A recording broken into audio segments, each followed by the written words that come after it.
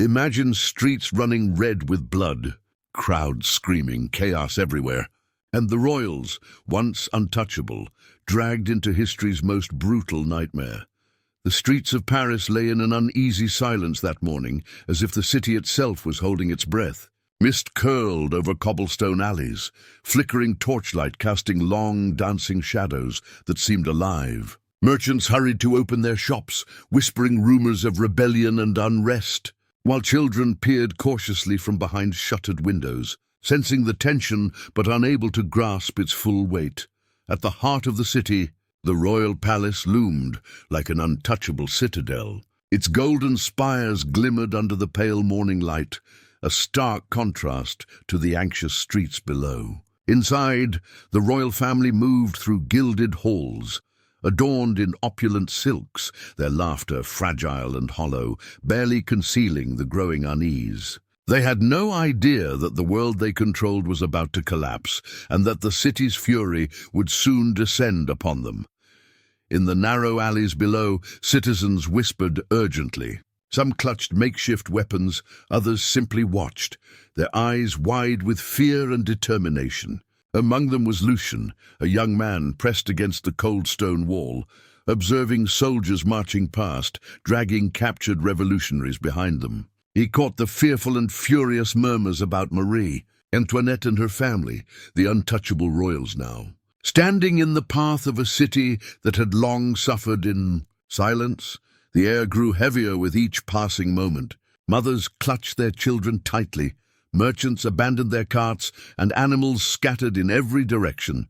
The calm of Paris had vanished. If you're enjoying this video, make sure to like it, subscribe to the channel, and leave a comment telling us where and at what time you're watching. Your comments inspire us and help us bring more shocking historical videos like this. Then came the first distant cries. At first faint, barely distinguishable from the morning bustle, but soon they swelled into a thunderous roar, the sound of a city awakening to reclaim its anger and demand justice. Citizens surged forward, confronting soldiers, overturning barricades, filling the streets with fear, fury, and chaos. Lucien pressed himself against the shadows, witnessing men fall, women scream, and children dragged from their hiding places. Every face reflected centuries of suffering and anger, finally boiling over. And through it all, the royal family was being escorted along the streets, their faces pale, eyes wide, hands trembling. They were about to confront the very people who had once bowed at their feet. The first clash sent tremors through the alleys. A soldier tripped over a fallen cart. Mothers screamed as children were shoved aside. The crowd surged forward, unstoppable. From the palace windows, the royals could only watch helplessly, their gilded cages offering no protection from history's reckoning. Smoke twisted around lampposts, fires flickered in narrow streets, and the cries of the angry and fearful filled the air. Lucien's heart raced. The revolution had arrived, and there was no turning back. The streets, once quiet, were now alive, ready to run red with the first drops of blood. The city of Paris had transformed. The misty calm of the morning was gone, replaced by screams, shouts, and the thunder of countless footsteps pounding on cobblestones. Smoke curled from overturned carts and burning debris, mixing with the acrid stench of fear. The revolution was no longer just whispers.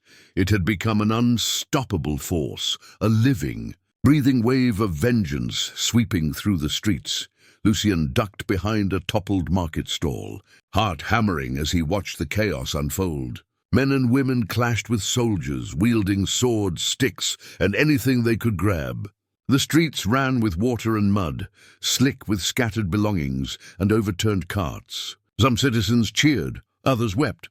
Children screamed in terror, their cries swallowed by the roar of the mob. From the palace gates, the royal family was dragged out into the public square. Marie Antoinette's eyes widened, scanning the sea of faces twisted with fury. The guards tried to maintain order, but they were outnumbered, overwhelmed by the sheer determination of the people. Every step the royals took was met with shouts, curses, and accusations, decades of resentment pouring out in a torrent of hatred. The first sight of blood sent a shiver through the crowd.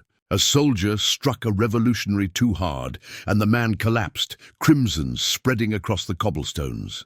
Mothers shielded their children, some fainted from the sheer horror, while others clutched their loved ones tighter, eyes wide with disbelief. Luthien felt his stomach churn as he witnessed history unravel in front of him, the brutal reality of a city tearing itself apart. And the royals, finally forced to face the consequences of their opulence. A drumbeat began somewhere in the distance, the sound echoing across narrow alleys and wide boulevards alike. It marked the beginning of the executions. The mob surged forward, a living entity, dragging the royals to the guillotine. The air was thick with smoke, fear, and the metallic tang of blood. Marie Antoinette's delicate hands trembled, her silk gown stained with dust and mud as the crowd pressed closer, yelling, spitting, and pointing. The square was alive with a mix of horror and fascination. Some had come to witness justice, others to revel in chaos. Lucien watched as the first royal approached the scaffold. The guillotine loomed, a monstrous silhouette against the burning sky. The executioner, calm and professional, adjusted the blade, while the crowd pressed forward, eager for the inevitable. The silence was deafening for a single moment, the world holding its breath, and then the chaos exploded again as the blade fell. Screams, sobs, cheers, and curses collided in a cacophony that echoed through the city. Marie Antoinette and her family were forced to step forward, their every movement watched, judged, and condemned by the citizens who had once bowed to them. The Queen's eyes darted across the crowd, seeing familiar faces twisted with hatred, neighbors she had known, now consumed by revolutionary fervor. Her lips quivered, either whispering a silent prayer or screaming in defiance. It was impossible to tell. And then came the betrayal. Former allies, men and women who had served the royals faithfully, turned their backs or joined the crowd, some with smirks of relief, others shaking with fear at the violence unfolding. The royal family's world had shrunk to the size of a square, surrounded by people whose wrath could not be stopped. The guillotine's shadow fell over them, long and dark, a final reminder of how fleeting power could be. Lucien's heart pounded as he watched the executions proceed. Each fall of the blade, each scream from the crowd, each tear from a bystander or noble wove together a tapestry of chaos and betrayal. This was the revolution in its rawest form, not polite history books, not romanticized tales, but the vivid, merciless truth. Smoke and fire painted the city in shades of crimson and orange, reflections glinting off puddles of blood and debris. The mob was relentless, pushing, shouting, and demanding more. Soldiers tried to regain control, but were powerless against the collective fury of Paris. And through it all, the royal family, once untouchable, faced their final hour, every step forward a step closer to history's unforgiving gaze. The sun had set over Paris, but the city remained awake with the echoes of the day's horrors. Smoke still curled from charred carts and smouldering debris, and the air carried the acrid tang of blood and fire. Cobblestone streets, once alive with tension, now lay littered with remnants of chaos, overturned stalls, broken wheels, discarded weapons, and most hauntingly, the scattered belongings of the royals. Lucien wandered carefully through the aftermath, his eyes wide with disbelief and sorrow. Mothers clutched their children, exhausted and silent, while some wept openly at the devastation around them. Soldiers roamed cautiously, their expressions grim, trying to maintain a fragile semblance of order amid the lingering fear. The crowd, once roaring with fury, had thinned, leaving only whispers and stunned silence in the shadow of what had transpired. The royal family's fate had been sealed. The executions were complete, their once mighty figures reduced to stories whispered in alleyways and engraved in the collective memory of the city.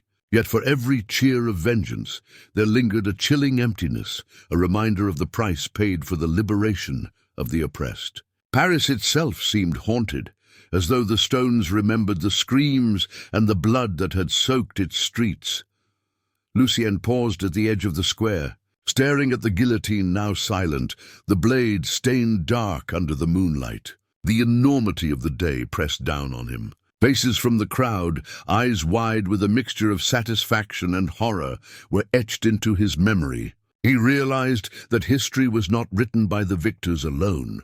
It was carved into streets like these, marked by chaos, fear, and the consequences of rebellion.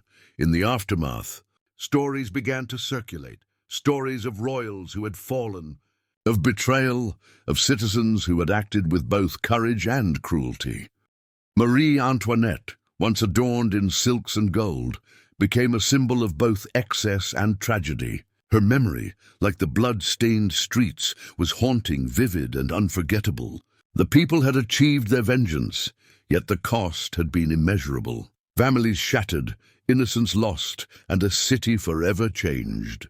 As Lucien walked through the abandoned alleys, he noticed the subtle signs of life returning. Shopkeepers cautiously reopened doors, children began to peek from behind curtains, and fires burned low, casting long, eerie shadows. Yet the city would never truly forget. The echoes of that day, the screams and the blood would linger, a silent reminder of how quickly power could crumble and how deeply anger could carve itself into the fabric of history. From the palace ruins, one could imagine ghosts of the royals. Shadows cast long and mournful across the streets. Even as the city tried to move on, whispers of forgotten royals persisted. Their deaths were recorded in history books, but the emotional weight, the chaos, the betrayal, the terror, was something that could never be fully contained in words. It lived in the stones, in the streets, and in the memories of those who had witnessed it. Lucien stopped at a small fountain in the square, its waters now reflecting the pale light of the moon. Blood had stained the edges, and shattered porcelain cups lay scattered nearby. He knelt and traced a finger through the water, the ripples reminding him of the fragility of life and the unforgiving sweep of history. The city had won its battle, but at a cost so immense that it would echo through generations. And yet, despite the horror, a strange resilience lingered. The people had taken justice into their own hands, faced their fear, and survived. Paris would rebuild, stones would be reset, and life would continue. But the shadow of that day, the blood on the streets, the screams, and the tragedy of the forgotten royals would forever haunt the city. As the night deepened, Lucien looked back at the empty square, feeling the weight of history settle around him. He whispered to himself, almost a prayer, "They may be forgotten by the world, but their story, their suffering, and the chaos of this day will never be erased."